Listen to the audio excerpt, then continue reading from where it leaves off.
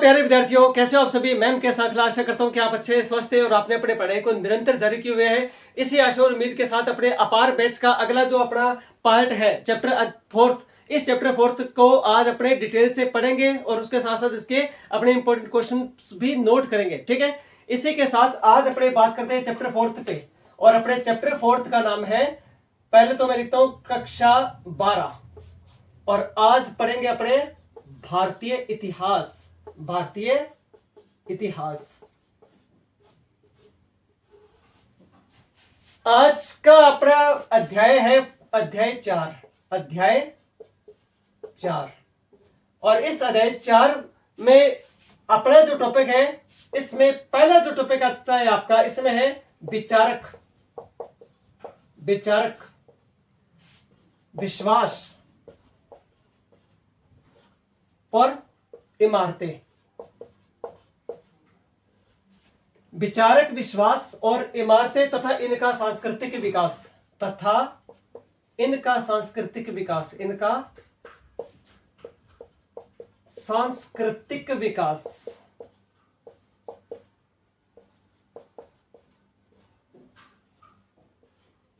ये अपना अध्याय 4, और इस अध्याय में अपने को पढ़ना है विचारक, अर्थात प्राचीन काल में जितने भी थिंकर्स थे उन थिंकर्स के बारे में हमें पढ़ना है, उनके ऊपर विश्वास। और कहते हैं कि प्राचीन काल में जितनी भी इमारतें बनी, प्राचीन काल में जितनी भी इमारतों का निर्माण किया गया था, उन सभी इमारतों और उनका सांस्कृतिक विकास के बारे में आज हम इस चैप्टर में पढ़ेंगे। इस चैप्टर में मेनली हमें पढ़ना है एक तो बौद्ध धर्म। इस चैप्टर में हम क्या पढ़ेंगे, एक तो बौद्ध धर्म, और बौद्ध धर्म के साथ साथ इसी चैप्टर में आज अपना सेकंड जो पार्ट होगा, उस चैप्टर का पार्ट का नाम होगा जैन धर्म। जैन धर्म, ये दो चीजें मैंने पढ़ रही है, और इन दोनों से संबंधित जितने भी प्राचीन काल की इमारतें थी, उन इमारतों का हमें डिटेल से वर्णन करना है। क्लियर। आज किसके बारे में पढ़ेंगे, अपने बौद्ध धर्म के बारे में। बेसिक इंट्रोडक्शन दे देता हूं इनका मैं। इस धर्म के संस्थापक थे गौतम बुद्ध। इस धर्म के संस्थापक कौन थे, संस्थापक।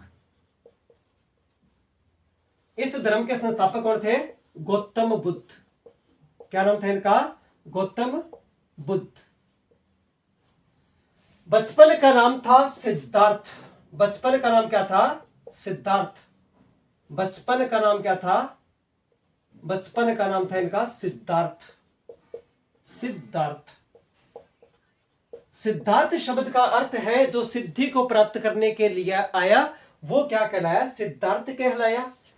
जन्म हुआ, जन्म हुआ, जन्म हुआ नेपाल की तराई में, नेपाल की तराई में लुम्बिनी वन में। कहाँ था, नेपाल की तराई में, नेपाल की तराई, और इसी तराई में स्थित लुम्बिनी वन में हुआ। किस वन में हुआ, लुम्बिनी वन में हुआ। और इस लुम्बिनी वन को वर्तमान में रुमनदेई वन कहते हैं।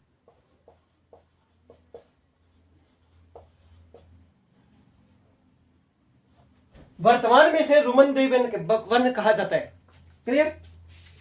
पिता थे शुद्धोधन। इनके पिता कौन थे, पिता थे शुद्धोधन। पिता शुद्धोधन, पिता शुद्धोधन। माता महामाया, माता महामाया। कुछ किताबों में इनके माता का नाम माया देवी भी मिलता है, तो साइड में लिख देता हूं मैं, माया देवी। पिता शुद्धोधन, माता महामाया। ठीक है।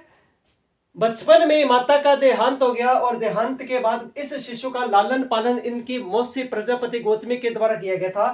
तो इनका लालन और पालन, इनका लालन और पालन, बुद्ध के या सिद्धार्थ का लालन पालन किसके द्वारा किया गया था, इनकी मौसी, इनकी मौसी प्रजापति गौतमी, प्रजापति गौतमी के द्वारा, प्रजापति गौतमी के द्वारा किया गया था। ये मैंने आपको इनके बारे में थोड़ा सा इंट्रोडक्शन दिया। अब अपने बात करते हैं इनके ऊपर जितने भी क्वेश्चंस बनेंगे, ठीक है, उन क्वेश्चनों पे अपने डायरेक्ट अब अपने डिस्कस करेंगे। तो सबसे पहला क्वेश्चन आता है आपके सामने, त्रिपिटक का सिद्धांत। त्रिपिटक का सिद्धांत किस धर्म से संबंधित है? किस धर्म से संबंधित है?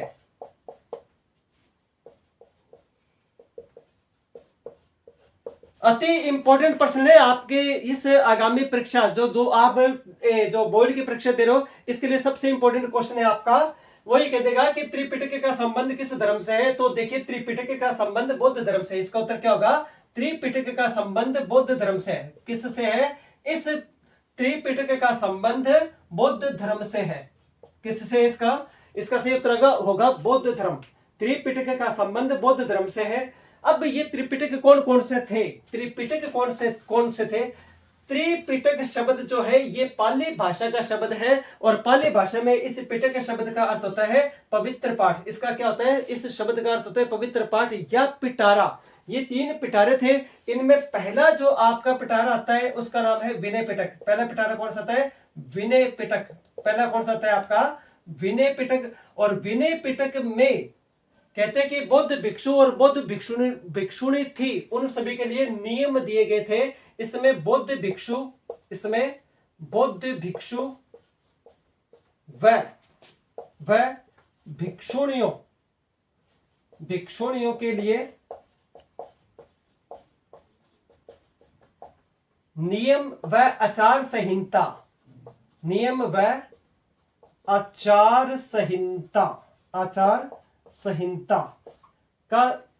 का रूल मिलता है। इसमें किस चीज की जानकारी मिलती है हमें?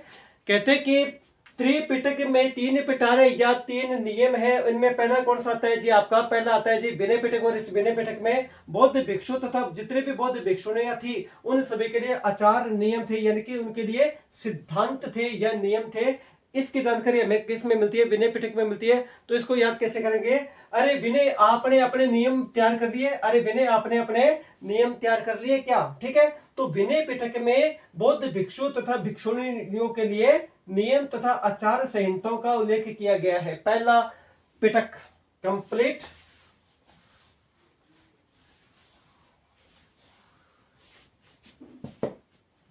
नेक्स्ट आता है जी आपका सूत पिटक। सूत पिटक।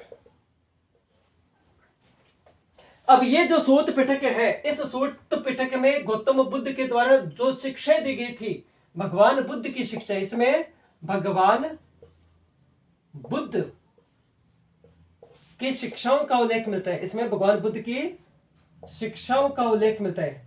शिक्षाओं का उल्लेख मिलता है।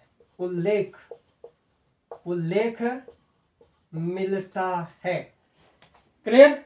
2 पिटक हो गए। पहला पिटक आपका विनय पिटक था और दूसरा पिटक कौन सा है? सूत पिटक है। और सूत पिटक में भगवान गौतम बुद्ध की शिक्षाओं का उल्लेख मिलता है। और इसी सूत पिटक में आपको मैंने पहले इससे पिछले क्लास में यह कहा था कि इसमें जातक कथाओं का उल्लेख भी मिलता है। क्लियर?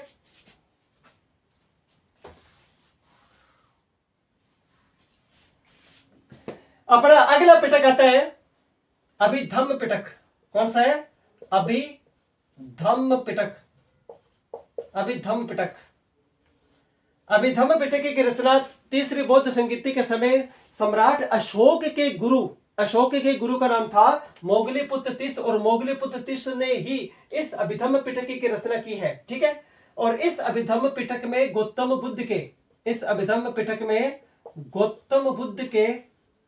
बुद्ध के दार्शनिक, इसमें भगवान गौतम बुद्ध के दार्शनिक विचारों की जानकारी मिलती है। उनके दर्शन की जानकारी मिलती है, उनकी फिलोसफी की जानकारी मिलती है, विचारों की जानकारी मिलती है। ठीक है। ये आपके त्रिपिटक थे। और ये सारे के सारे जो त्रिपिटक थे, इनकी रचना सिंहल द्वीप में हुई थी। इनकी रचना कहां पर हुई थी? सिंहल द्वीप में। नेक्स्ट क्वेश्चन है अपना सांची के स्तूप की खोज कब तथा किसके द्वारा की गई थी?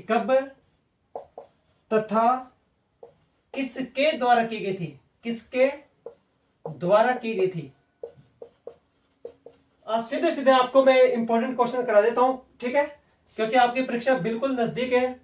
इसी के को ध्यान में रखते हुए थोड़ा सा अपने आज फास्ट चलेंगे, तो आपको थोड़ा कोऑपरेट करना है मेरे साथ। ओके, देखिए सांची स्तूप की खोज 1818 ईस्वी में, कब की बात है? इस स्तूप की खोज 1818 ईस्वी में किसके द्वारा की गई थी? कर्नल कोलिन मैकेंजी के द्वारा। किसके द्वारा की गई थी? कर्नल कोलिन मैकेंजी के द्वारा की गई थी। अब वो कह देगा कि ये जो सांची का स्तूप है ये वर्तमान में कहां पर है? तो ये जो सांची का स्तूप है वर्तमान में ये कहां पर है? वर्तमान में यह भोपाल में है, मध्य प्रदेश के भोपाल में, मध्य प्रदेश के भोपाल में। और भोपाल से कहते हैं कि 20 मील की दूरी पर एक गांव आता है कनखड़, और इसी कनखड़ के अंदर ये स्तूप मिला है। और ये सबसे अधिक अलंकृत स्तूप है बौद्ध धर्म का। और इसी सांची के स्तूप में कहते हैं कि भगवान गौतम बुद्ध के जो पवित्र अवशेष है उन अवशेषों को इसी स्तूप में गाड़ा गया है। तो ये सबसे अधिक अलंकृत स्तूप है। इस स्तूप की खोज 1818 ईस्वी में कर्नल कोलिन मैकेंजी के द्वारा की गई थी, ठीक है। इन्होंने किस शासिका के समय ये स्तूप खोजा था? तो कहते कि ये भोपाल की शासिका थी शाहजहां बेगम। कौन थी? शाहजहां बेगम। और उनकी उत्तराधिकारी सुल्तान जहां के शासनकाल में इन्होंने यह स्तूप खोजा। और कहते कि शाहजहां तथा सुल्तान जहां ने इस स्तूप के अलंकरण या इनके मरम्मत के लिए अपार क्या दिया था? सहयोग राशि प्रदान की थी, ठीक है। नेक्स्ट क्वेश्चन आता है भरहूत का स्तूप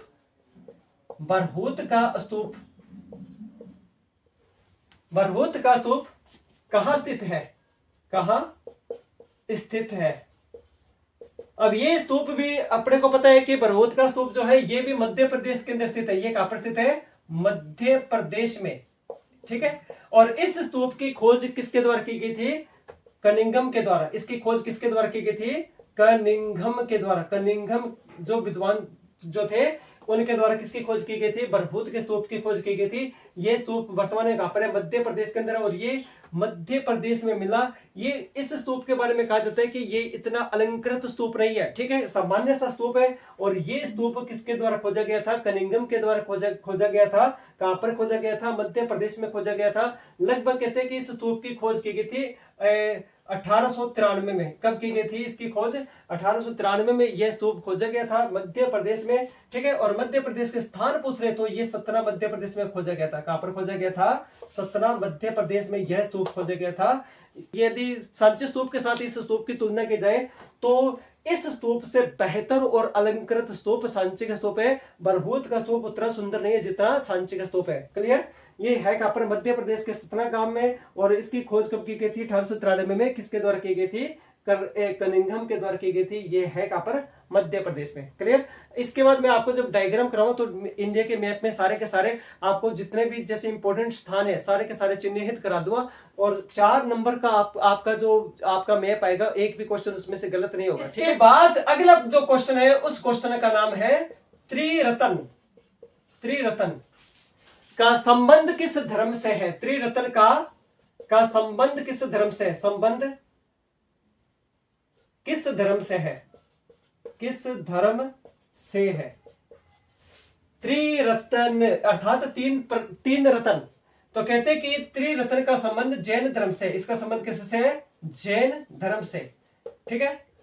त्रिरत्न का संबंध किस धर्म से है? जैन धर्म से है। आपके पूछ सकते हैं कि त्रिरत्न है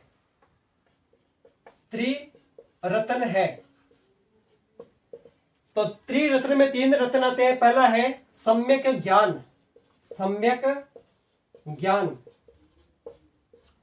सेकंड आता है सम्यक आचरण।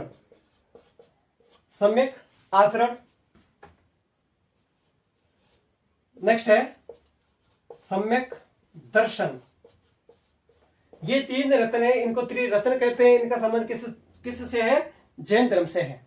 क्लियर? आप मेरी क्लास को निरंतर आप देखते रहिए, वॉच करते रहिए, ठीक है। और कमेंट भी आप लिखा करिए। यदि आपको मेरी क्लास अच्छी लगे तो आप प्लीज, आपसे रिक्वेस्ट है कि आप कमेंट जरूर करिए, आप कहां से हो, आपको मेरी क्लास किस प्रकार की लगी। और थोड़ा सा आप सब्सक्राइबर भी थोड़े थोड़े बढ़ाने की कोशिश कीजिए ताकि हमें आगे मोटिवेट मिले, ठीक है। और मोटिवेशनल के साथ साथ मैं आपको और भी एनर्जी के साथ मैं फिर आपको आगे और भी चैप्टर बेस्ट से बेस्ट करवाने की पूरी कोशिश करूंगा, ठीक है। इसके बाद फिर अपने बात करते हैं अगले प्रश्न पे। बौद्ध धर्म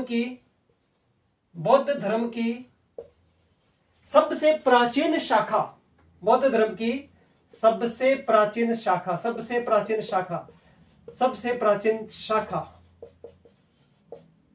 थी। अब बौद्ध धर्म की जो सबसे प्राचीन शाखा थी, उस शाखा का नाम क्या था? तो देखिए, बौद्ध धर्म की सबसे प्राचीन जो शाखा थी, उस शाखा का नाम था थेरी गाथा। क्या नाम था? थेरी गाथा। और थेरी गाथा बौद्ध धर्म से संबंधित सबसे प्राचीन शाखा थी। इसके बाद क्वेश्चन आता है, अमरावती का स्तूप, अमरावती का स्तूप कहां पर स्थित है? कहां पर स्थित है? स्थित है।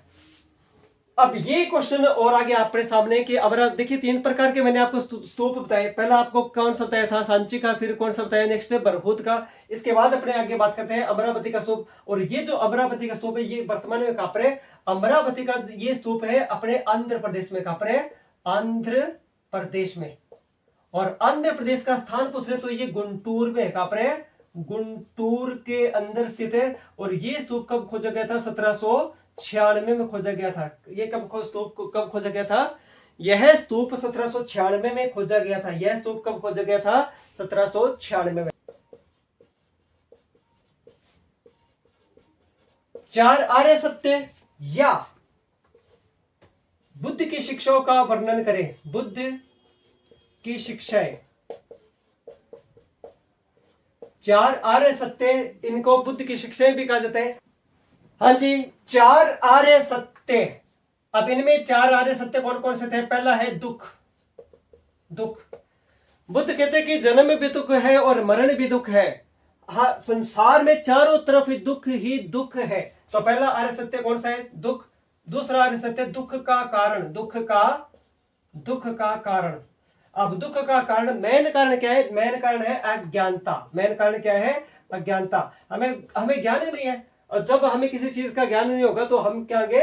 दुखी होंगे। तो दुख का मूल कारण है अज्ञानता। और इस अज्ञानता को प्रतीत्य समुत्पात भी कहते हैं। इसे क्या कहते हैं? इसे प्रतीत्य समुत्पात, इसे प्रतीत्य समुत्पात भी कहा जाता है। प्रतीत्य का अर्थ होता है कि किसी वस्तु को देखकर, ठीक है। और समुत्पात का अर्थ होता है उस वस्तु को जानना, अर्थात किसी चीज को देखा और उस चीज को जानना क्या कहलाता है? प्रतीत्य समुत्पात कहलाता है। और ये प्रतीत्य समुत्पात का संबंध किससे? दुख के कारण से। इसलिए बौद्ध धर्म को कारणवादी दर्शन भी कहा जाता है। क्लियर? दुखों का अंत संभव, दुखों का अंत संभव, दुखों का अंत संभव। बुद्ध कहते हैं कि जितने भी संसार में जो दुख है, उन दुखों का अंत संभव है। क्लियर? इसके लिए वो कहते हैं कि दुख को दूर करने के लिए मध्यम मार्ग अपनाना चाहिए। कौन सा मार्ग अपनाना चाहिए? हमें मध्यम मार्ग अपनाना चाहिए। अर्थात ऐसा मार्ग जिसमें न वो कहते हैं कि सुख में कभी सुखी मत हो और दुख में कभी दुखी मत हो। इसलिए ये मार्ग क्या कहता है? मध्यम मार्ग। इसको मध्यम मार्ग भी कहा जाता है। इसको मध्यम मार्ग भी कहते हैं। इसे मध्यम मार्ग भी कहते हैं। और ये 4 आर्य सत्य पहले है दुख, दुख का कारण, दुखों का अंत संभव। और दुख का अंत संभव करने के लिए, दुखों का अंत करने के लिए मध्यम मार्ग अपनाया गया। अगला प्रश्न पड़ा, पंच महाव्रत। पंच महाव्रत, पंच महाव्रत का संबंध किस धर्म से है? पंच महाव्रत का संबंध, पंच महाव्रत का संबंध किस धर्म से है? किस धर्म से है? अब ये जो पंच महाव्रत थे, इन पंच महाव्रतों का संबंध किस धर्म से है? तो इन पंच महाव्रतों का संबंध जैन धर्म से। इनका संबंध किससे है? जैन धर्म से। इनका संबंध किससे है? जैन धर्म से। ठीक है। पंच महाव्रत है कौन कौन से? पहला है सत्य, दूसरा है अस्ते, सत्य अस्ते। तीसरा है अहिंसा, अहिंसा। चौथा है अपरिग्रह, अपरिग्रह। और पांचवा और अंतिम महाव्रत है ब्रह्मचर्य, ब्रह्मचर्य। इनमें से जो पहले चार थे, ये प्रारंभिक चार, कहते कि 23वें जो मुनि थे पार्श्वनाथ जी, उन पार्श्वनाथ जी के द्वारा ये चार महाव्रत दिए गए थे। पांचवा तथा अंतिम जो महाव्रत था ये वर्तमान महावीर के द्वारा दिया गया था। किसके द्वारा दिया गया था? जैन धर्म के अंतिम तीर्थंकर वर्तमान महावीर के द्वारा दिया गया था। ठीक है, तो मैं यहां थोड़ा सा लिख देता हूं। प्रारंभिक चार महाव्रत, प्रारंभिक चार महाव्रत, 23वें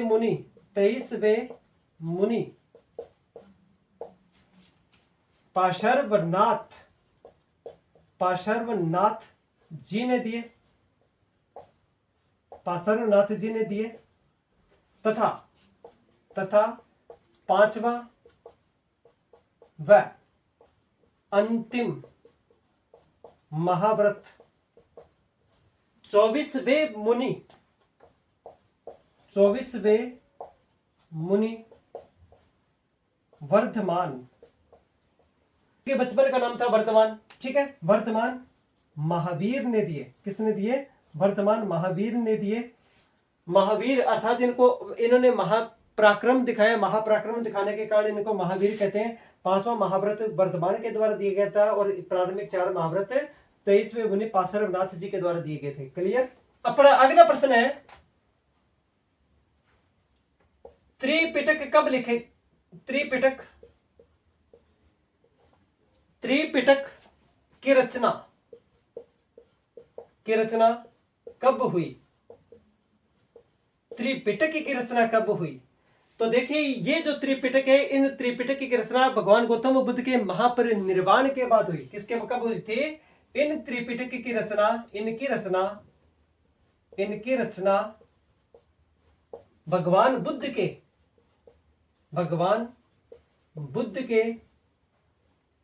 महापरिनिर्वाण के बाद, महापरिनिर्वाण, ठीक है, के पश्चात हुई। महापरिनिर्वाण का अर्थ है जब वो इस लोक को छोड़कर चले गए थे, उसको बौद्ध धर्म में क्या कहा गया है? महापरिनिर्वाण कहा गया है। और ये महापरिनिर्वाण के बाद ही त्रिपिटक लिखे गए। इसके बाद आता है अधिकांश बौद्ध ग्रंथ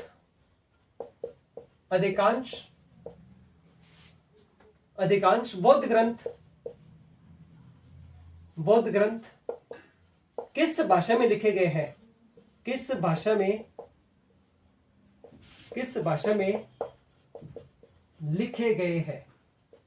प्राचीन काल में अधिकांश जितने भी बौद्ध ग्रंथ थे, ये बौद्ध ग्रंथ किस भाषा में लिखे गए थे? तो देखिए, अधिकांश बौद्ध ग्रंथ पाली भाषा में लिखे गए। किस भाषा में लिखे गए हैं? पाली भाषा में लिखे गए हैं। और कुछ जो है वो संस्कृत भाषा में भी हमें मिलते हैं। तो अधिकांश प्राचीन काल के जितने भी बौद्ध जो ग्रंथ थे वो किस भाषा में थे? ये सारे के सारे पाली भाषा में लिखे गए थे। क्लियर? फिर अपने बात करते हैं अगले प्रश्न पर। जैन धर्म में कुल कितने तीर्थंकर थे? जैन धर्म में कुल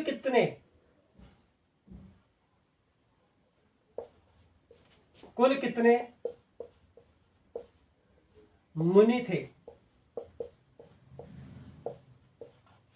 ठीक है, अब ये आपका एक क्वेश्चन है कि जैन धर्म में कुल कितने मुनि थे। तो देखिए, जैन धर्म में कुल 24 तीर्थंकर थे। जैन धर्म में कुल 24 तीर्थंकर थे। जैन धर्म में कितने तीर्थंकर थे? 24 तीर्थंकर थे। इन तीर्थंकरों को मुनि भी कहा जाता है, इनको गुरु भी कहा जाता है। पहले गुरु थे ऋषभदेव जी 23वें, पार्श्वनाथ जी 24वें, और अंतिम जो थे वो थे वर्धमान महावीर स्वामी। ठीक है, और जैन धर्म में कुल कितने तीर्थंकर थे? 24 तीर्थंकर थे। इसके बाद अपना प्रश्न आ सकता है, गौतम बुद्ध ने अपना पहला उपदेश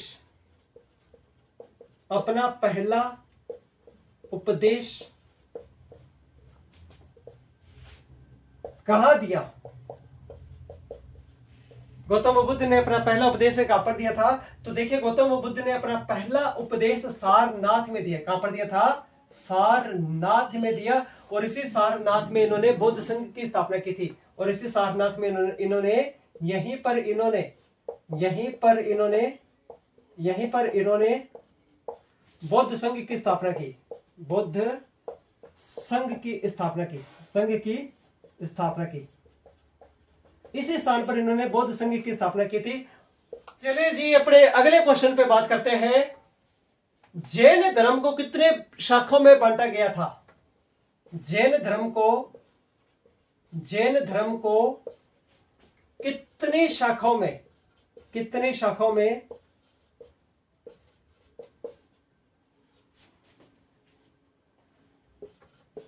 विभाजित किया गया है?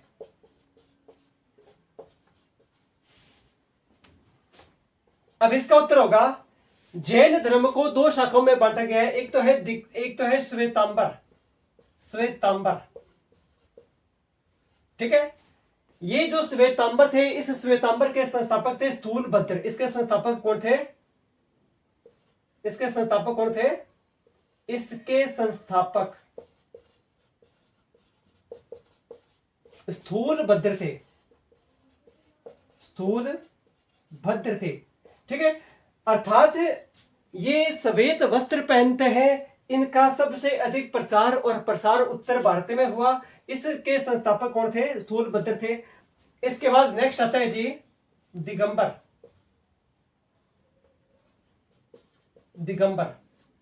और दिगंबर के संस्थापक थे भद्रबाहु। इसके संस्थापक कौन थे? भद्रबाहु। और दिगंबर जो थे ये कठोर अपना जीवन व्यतीत करते हैं। ठीक है। इसके संस्थापक कौन थे? इसके संस्थापक थे भद्रबाहु। ठीक है। दिगंबर के और श्वेतांबर के कौन थे? स्थूलभद्र।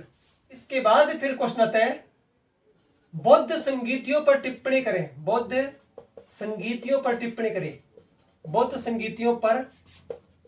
टिप्पणी करें। अब 4 बौद्ध संगीतियां हुई थी और चारों बौद्ध संगीतियों के ऊपर प्रश्न आ सकता है कि पहले बौद्ध संगीति कब और किस राजा के काल में, दूसरी संगीति कब हुई थी, तीसरी संगीति कब हुई और चौथी और अंतिम संगीति कब हुई थी। तो पहली संगीति कहते हैं कि भगवान गौतम बुद्ध के महापरिनिर्वाण के तुरंत बाद। ठीक है। 483 ईस्वी पूर्व में हुई। पहले मैं यहां पर लिख दूं पहली बौद्ध संगीति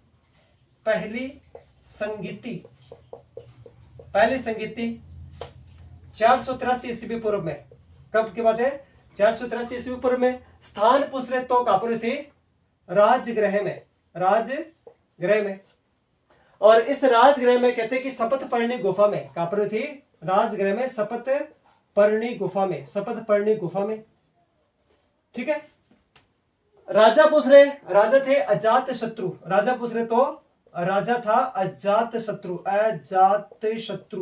राजा अजात शत्रु के काल में पहली बौद्ध संगीति का आयोजन किया गया था। स्थान पूछ रहे तो राजगृह में। और राजगृह में किस पहाड़ी के ऊपर किया गया था? सप्तपर्णी गुफा के अंदर। ठीक है। पहली संगीति का अध्यक्ष पूछ रहे तो इस संगीति के अध्यक्ष थे महाकश्यप। कौन थे? इस संगीति के अध्यक्ष थे महाकश्यप।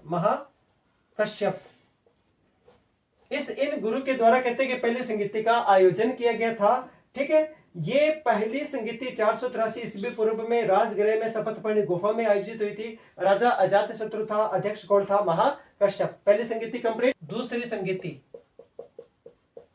ये जो दूसरी संगीति है पहली संगीति के 100 साल बाद अर्थात 383 ईस्वी पूर्व में हुई। कब हुई थी? 383 ईस्वी पूर्व में हुई। राजा पूछ रहे तो किस राजा के काल में? तो ये संगीति आयोजित की गई थी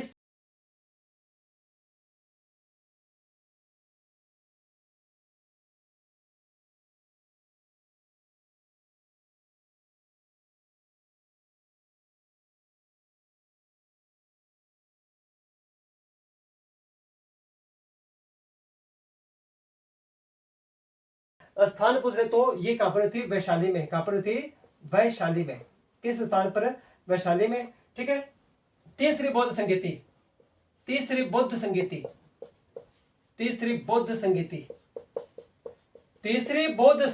250 या 51 ईस्वी में। कब? 250 या 51 ईस्वी पूर्व में, कब की बात है, 250 या 51 ईस्वी पूर्व में मगध के सम्राट अशोक के द्वारा, किस राजा के काल में, मगध के सम्राट अशोक के द्वारा, किसके काल में, सम्राट अशोक के काल में, ठीक है, इस संगीत का आयोजन किया गया था। स्थान पूछ रहे तो इनका स्थान था पाटलिपुत्र, कहां पर था, पाटलिपुत्र में। और इस संगीत इसके का जो अध्यक्ष था, इस तीसरे संगीत का अध्यक्ष कौन था, मोगलीपुत्र तिस थे। अध्यक्ष कौन थे इसके, अध्यक्ष थे मोगलीपुत्र तिस, मोगली, ठीक है, पुत्र तिस।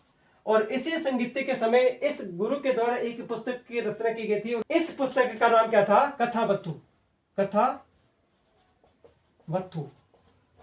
चौथी संगीति,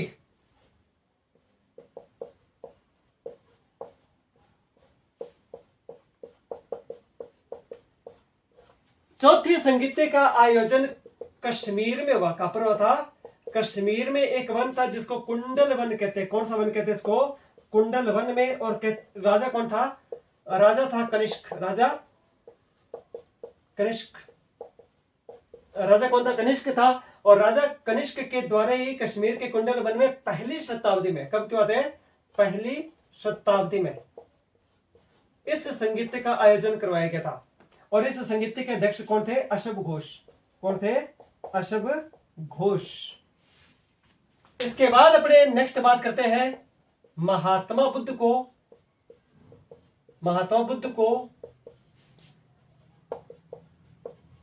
ज्ञान की प्राप्ति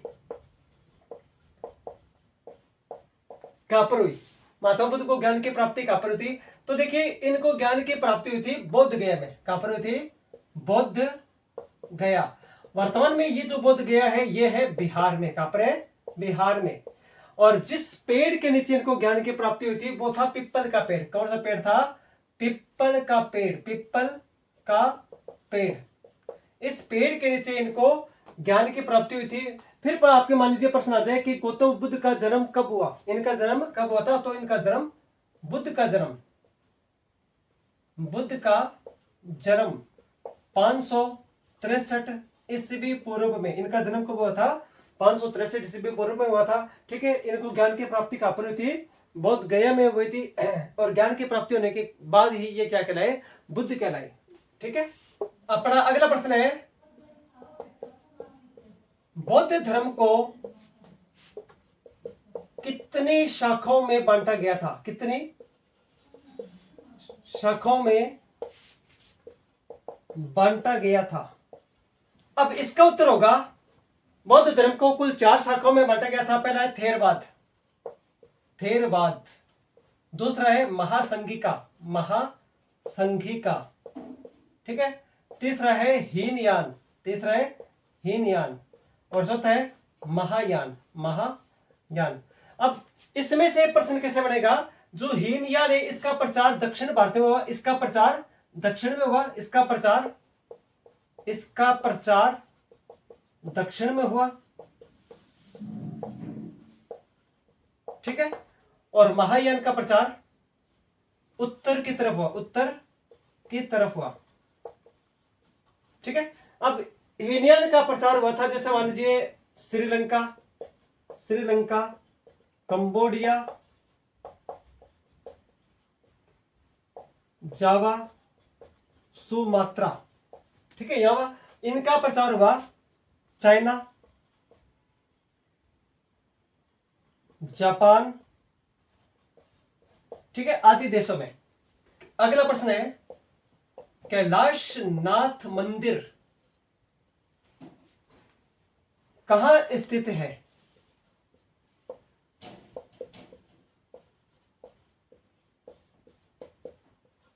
चलिए जी, इसका उत्तर है यह मंदिर एलोरा महाराष्ट्र में स्थित है। कहां पर स्थित है, यह मंदिर एलोरा महाराष्ट्र में स्थित है, और इस मंदिर का निर्माण 8वीं शताब्दी में, इस मंदिर का निर्माण 8वीं शताब्दी में पल्लव वंश के राजा नरसिंह वर्मन सेकंड। कौन था, नरसिंह वर्मन सेकंड नरसिंह वर्मन सेकंड के द्वारा इस मंदिर का निर्माण करवाया गया था। और यह मंदिर वर्तमान में कहाँ पर है? एलोरा महाराष्ट्र में। एलोरा की गुफा भी प्रसिद्ध है और वहां का ये मंदिर भी प्रसिद्ध है। यह कैलाशनाथ मंदिर भगवान शिव को समर्पित मंदिर है। यह कैलाशनाथ का मंदिर, यह मंदिर भगवान शिव को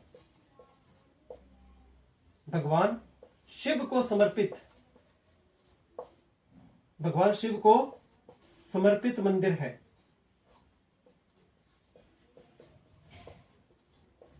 ठीक है।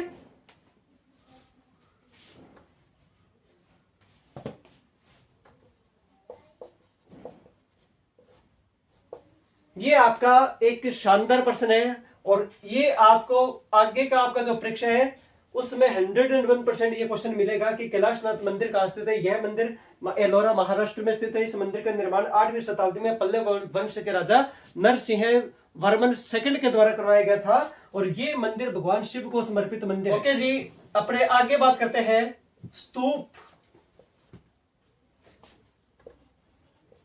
क्या है। अब ये क्वेश्चन है आपका, स्तूप क्या है? तो देखिए, स्तूप जो थे, ये स्तूप मिट्टी, पत्थर और अन्य धातुओं से बने अर्धवृत्ताकार टिल्ले थे। ये क्या थे? अर्धवृत्ताकार टिल्ले थे। अब मान लीजिए ये स्तूप था, ये स्तूप, ठीक है, ये अर्धवृत्ताकार टिल्ला है और इस टिल्ले के ऊपर एक पाषाण या धातु की एक छड़ी होती थी और इस छड़ी को हर्मिका कहा जाता था। इसे क्या कहा जाता था? हर्मिका कहा जाता था। और यह स्तूप का सबसे पवित्र भाग था। कहते हैं कि जितनी भी आध्यात्मिक ऊर्जा या एनर्जी जो थी वो इसी हर्मिका के माध्यम से इस स्तूप में प्रवेश करती थी। ठीक है, स्तूप ये मिट्टी के थे और इन स्तूपों को संस्कृत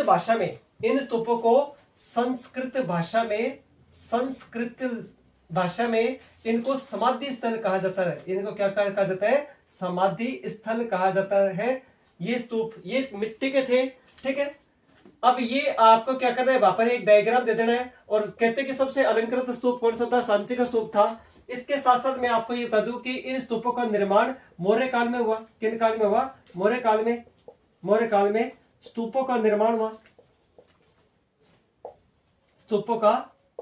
हुआ और इनका निर्माण सबसे पहले मौर्य सम्राट अशोक के काल में हुआ। ठीक है, मौर्य काल में ये स्तूप मिट्टी से बनते थे। किससे बनते थे? मिट्टी से निर्मित होते थे। मौर्य काल में इन स्तूपों में केवल मिट्टी का प्रयोग किया जाता था। मिट्टी से ये स्तूप बनाए जाते थे। लेकिन मौर्य काल के बाद शुंग और सातवाहन काल में इन स्तूपों का आकार पहले से और अधिक बढ़ा दिया गया तथा इन स्तूपों के निर्माण में अब इनके काल में इन स्तूपों के निर्माण में मिट्टी के साथ साथ ईंटों व पत्थरों का प्रयोग किया जाने लगा। प्रयोग किया जाने लगा। ठीक है, प्रयोग किया जाने लगा। तो ये आपका स्तूप हो गया। ठीक है, इसके बाद क्वेश्चन आते हैं आपका, चैत्य किसे कहा जाता है? चैत्य किसे कहा जाता है? चैत्य का आकार स्तूपों से छोटा होता था। चैत्य ये गोलाकार होते थे और कहा जाता है कि शवदाह के बाद, किसके बाद?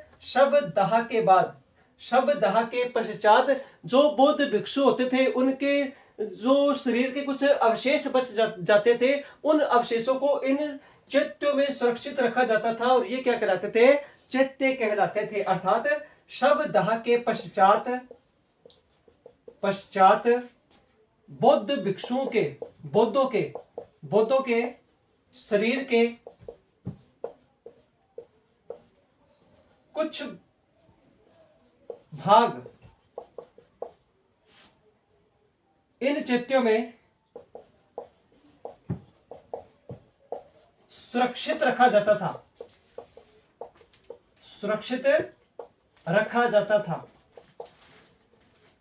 क्लियर? चैत्य शब्द का अर्थ है चिता। चैत्य शब्द का अर्थ है चिता। अगला प्रश्न है, भगवान विष्णु के कितने अवतारों का उल्लेख मिलता है? भगवान विष्णु के कितने अवतारों का उल्लेख मिलता है?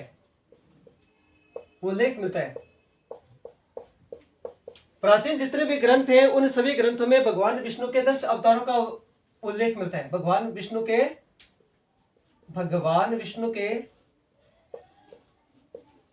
10 अवतारों का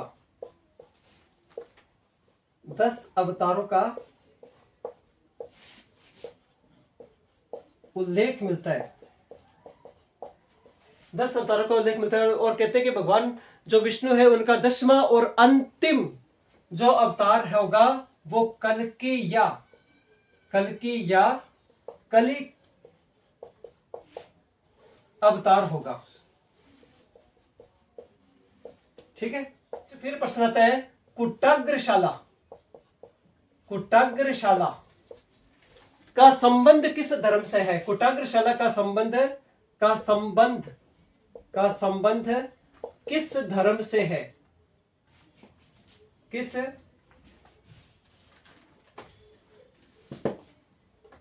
धर्म से है? ये आपके लिए एक नया क्वेश्चन है, क्योंकि आपकी जो एनसीईआरटी की किताब है उस किताब में सीधा से दे रखा है कि कुटाग्रशाला का संबंध किससे है। तो देखिए, कुटाग्रशाला का संबंध जो है वो बौद्ध धर्म से है। किससे संबंधित है? ये बौद्ध धर्म से संबंधित है। और कहते हैं कि कुटाग्रशाला का अर्थ होता है एक त्रिकोणा आकार की झोपड़ी। इसका अर्थ क्या होता है? कुटाग्रशाला का अर्थ है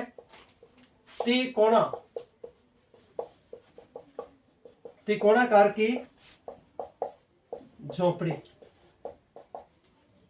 ये रट के चले जाना, इस बार के पेपर में आपको ये क्वेश्चन मिल सकता है कि कुटाग्रशाला का संबंध किससे है। तो इस कुटाग्रशाला का संबंध बौद्ध धर्म से है और इस कुटाग्रशाला का अर्थ होता है त्रिकोणाकार की झोपड़ी। उसके बाद फिर प्रश्न आता है बौद्धों का सबसे विशाल स्तूप है। देखिए, इसका उत्तर होगा बौद्धों का सबसे विशाल स्तूप है दक्षिण भारत में आंध्र प्रदेश में स्थित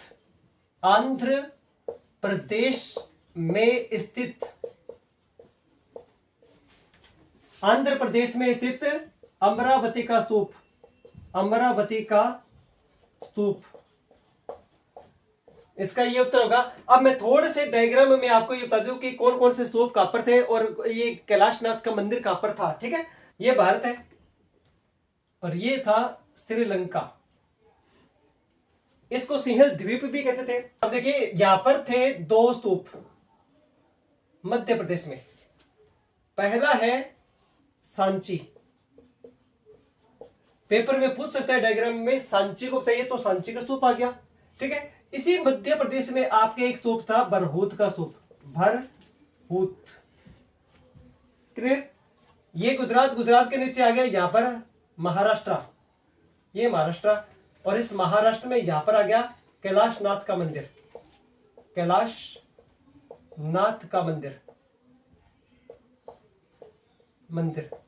ये मंदिर भगवान शिव को समर्पित है।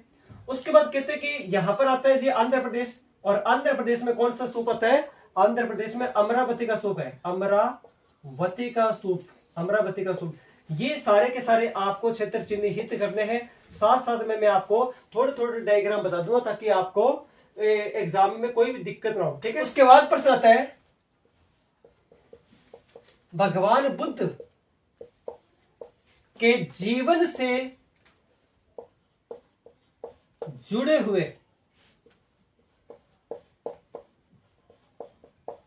स्थलों के नाम बताइए। अब ये भी प्रश्न आ सकता है कि भगवान गौतम बुद्ध के जीवन से जुड़े हुए कुछ इंपॉर्टेंट स्थानों के नाम बताइए। तो इनमें सबसे पहले अपने बात करेंगे लुम्बिनी। कौन सा था? लुम्बिनी वन। ये वो स्थान है जहां पर इनका जन्म हुआ। ठीक है। दूसरा आता है जी आपका बोध गया वर्तमान में बिहार में है, और लुम्बिनी वन कापरे वर्तमान में ये नेपाल की तराई में स्थित है, और बोध गया कापरे ये बिहार में स्थित है। बोध गया कापरे बिहार। और बोध गया में इनको क्या हुआ था, ज्ञान की प्राप्ति हुई थी, इनको बोध गया में ज्ञान की प्राप्ति हुई थी। उसके बाद कहते हैं कि सारनाथ, सारनाथ वो स्थान है जहां पर गौतम बुद्ध ने अपने 5 शिष्यों को पहली बार धर्म का उपदेश दिया था, जिसको धर्म चक्र परिवर्तन भी कहते हैं। इसको क्या कहते हैं, पहली बार जो उपदेश दिया था पाली भाषा में, इस पाली भाषा में दिए गए उपदेश को क्या कहा जाता है, धर्म चक्र परिवर्तन कहा जाता है, अर्थात धर्म रूपी चक्र का चलना। ठीक है। और सारनाथ वर्तमान में कहां पर है, उत्तर प्रदेश में। सारनाथ वर्तमान में कहां पर है, उत्तर प्रदेश में। इसी सारनाथ में इन्होंने बौद्ध संघ की स्थापना की थी। इसी सारनाथ में इन्होंने क्या किया था, बौद्ध संघ की स्थापना की थी। ठीक है। इसके बाद कहते हैं कि कुशीनारा, कुशीनारा, और ये कुशीनारा भी वर्तमान में कहां पर है, उत्तर प्रदेश में है। कुशीनारा में कहते हैं कि भगवान गौतम बुद्ध ने अपने महापरिनिर्वाण की प्राप्ति हुई थी। यहाँ पर इनकी क्या हुई थी, महापरिनिर्वाण की प्राप्ति हुई थी, अर्थात इनकी मृत्यु हुई थी। ठीक है। नेक्स्ट क्वेश्चन है, जैन तथा बौद्ध धर्म सबसे अधिक बल देते हैं, सबसे अधिक बल देते हैं। जैन और बौद्ध धर्म कर्मवादी धर्म है। कौन सा धर्म है, कर्म। ये दोनों कर्म की शिक्षा पर बल देते हैं। जैन और बौद्ध मानते हैं कि कर्म के कारण ही मनुष्य बार बार जन्म लेता है। यदि वो मनुष्य अपने कर्मों का धीरे धीरे त्याग करे, काट दे, तो उनके पूर्व के कर्म यदि कट जाएंगे और आगे वो कर्म ऐड नहीं करेंगे तो मनुष्य जन्म और मृत्यु के बंधन से क्या हो जाएंगे, मुक्त हो जाएंगे। तो इनका प्रमुख उद्देश्य क्या है, कर्म। इन्होंने कर्म की शिक्षा दी है, कर्म की शिक्षा। उसके बाद अपने फिर बात करते हैं अगले प्रश्न की। जैन धर्म के अनुसार, जैन धर्म के अनुसार कर्म फल का त्याग, कर्म फल का त्याग किस प्रकार संभव है।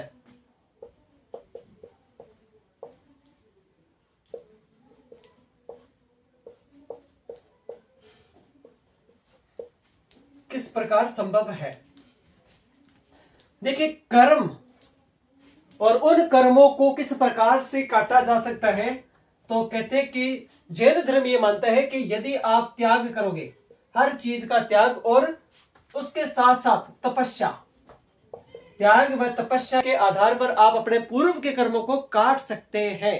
क्लियर।